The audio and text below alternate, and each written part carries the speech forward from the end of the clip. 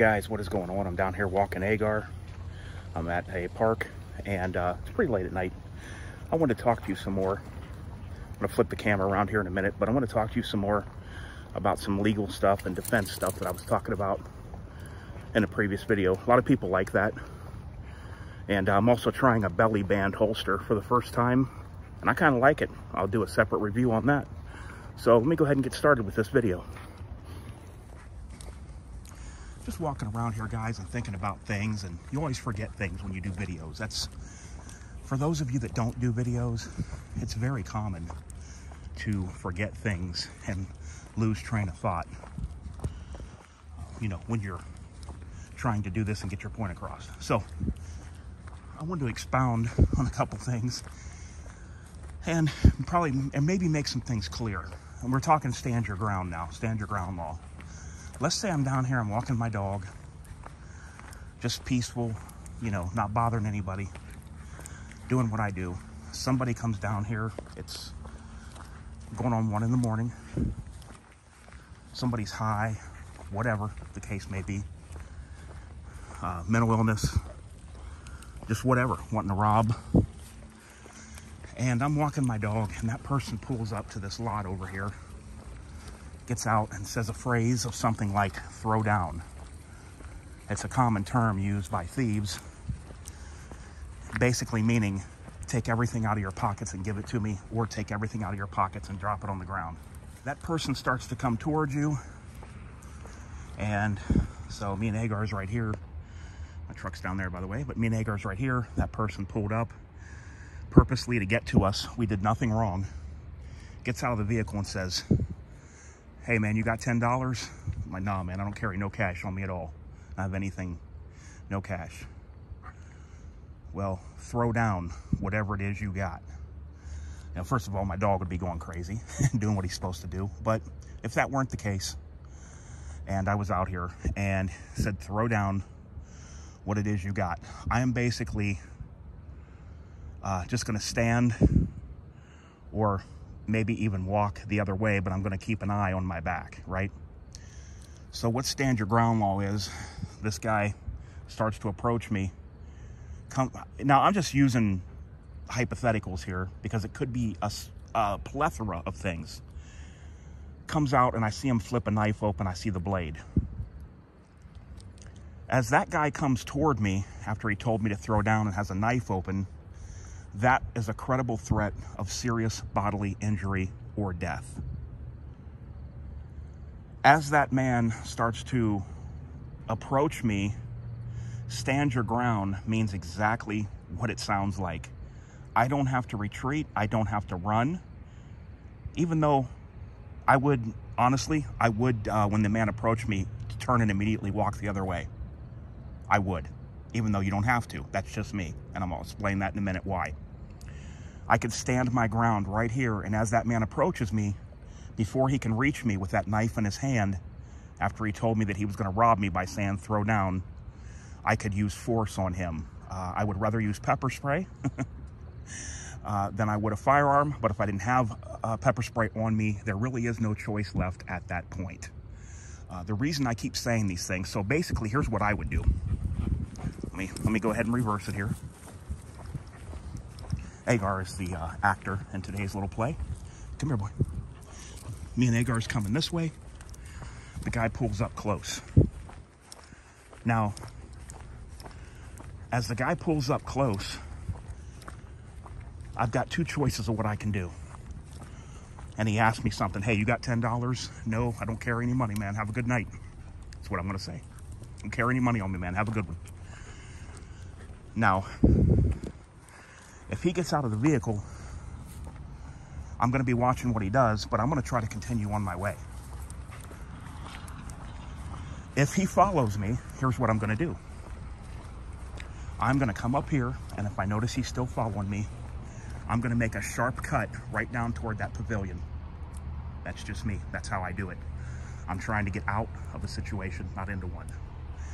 When I make that sharp cut down towards the pavilion, I now know at this point, if that man comes up to that pole right there, that light pole, if he turns and follows me to that pavilion, I know exactly 100% what he's doing, what's going to go down.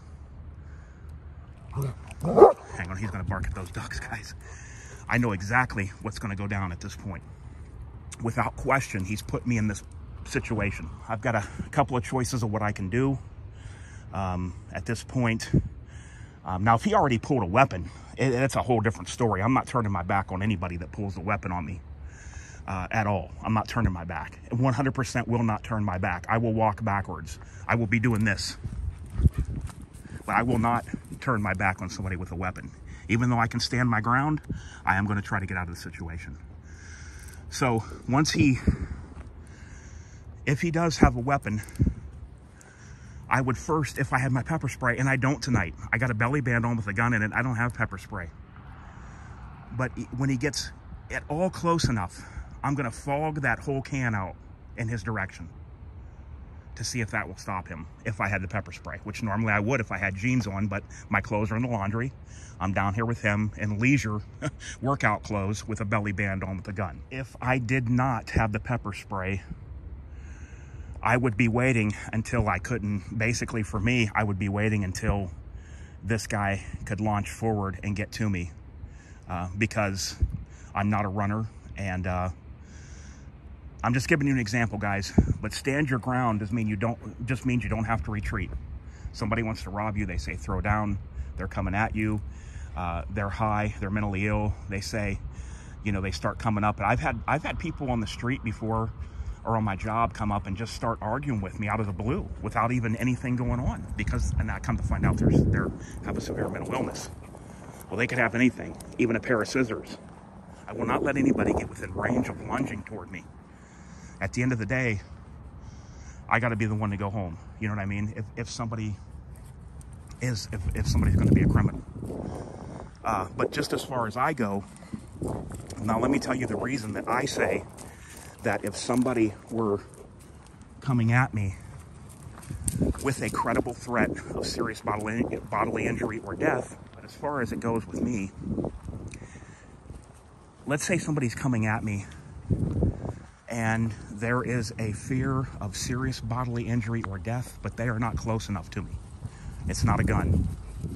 It's another weapon or it's three people that could easily overpower me. Something like that, whatever. I personally am going to try a little bit to see if I can defuse the situation. And what I mean by a little bit is I'm not going to run. I'm not a runner. And I'm not going to do anything crazy and get down and roll on the ground. So me personally, I wouldn't just probably stand in one spot. If there was enough distance, I would let it be known that this person pursued me. And I even understand your ground law. I even retreated without running. I just turned and went another direction. And then when this person followed me and I turned again and they continued to follow me before they could get close enough to run in at me and get me, then I had to use my pepper spray or firearm, whatever that may be. The reason I say that is because a shooting, even in self-defense, that's going to weigh heavy on somebody for years to come. And I mean, even if they're not dead, you don't know, you know, when a firearm's used in self-defense, you're not killing the person, you're stopping the threat. Sometimes in the course of stopping the threat, that person perishes and passes away, dies, right? That can happen. But it doesn't always 100% mean that they're going to die, even if you shoot them in self-defense. But even that, mentally, it's hard for a lot of people to deal with that, especially if the person is deceased. It can weigh heavy on your wallet. If there is a high-profile case that you're involved in, and it was a self-defense shooting that you're saying a self-defense, you could probably expect to spend around as much as $100,000 on attorney fees. And I don't know a lot of people that's got that laying around. So I pray all the time, and I hope that never on my job or off of my job in my personal life that I ever have to even draw my firearm. I hope if anything ever happens, it goes to pepper spray and nothing beyond. I just don't want to deal with anything. I don't want to do that. I don't want to have to do that to somebody. I don't want to have to deal with, you know, all the things that come along with that. But I just kind of wanted to expound on that for a little bit about the self-defense scenario, stand your ground law, and all that.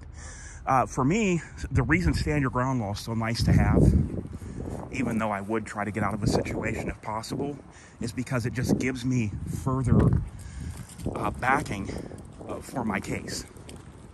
So since we have stand your ground law, and somebody came up and told me to throw down, and when I didn't throw down, he started to pursue me and had something in his hands or had a weapon, I actually turned or walked backwards and then cut down another way and made him follow me a second time in another direction. So all that's going to do is further my case for innocence in the court system. And that just gives me a stronger backing for my self-defense case. That's why having stand your ground is so nice to have. Or let's just say you're in an area where you can't walk away and turn. You know, when I go hiking, there's sometimes tunnels I go through. I ain't turning my back in one of those dark tunnels. There's just circumstances that you have to think about that could happen that we hope doesn't, but it just gives you a lot of extra leeway when you have stand your ground. So I hope everybody found this interesting. Please give me a thumbs up, and I'll be back to you real soon with another video. Until then, guys, this guy just got groomed just yesterday. All right, guys, until next time, this is DOF and Agar, and we're out of there.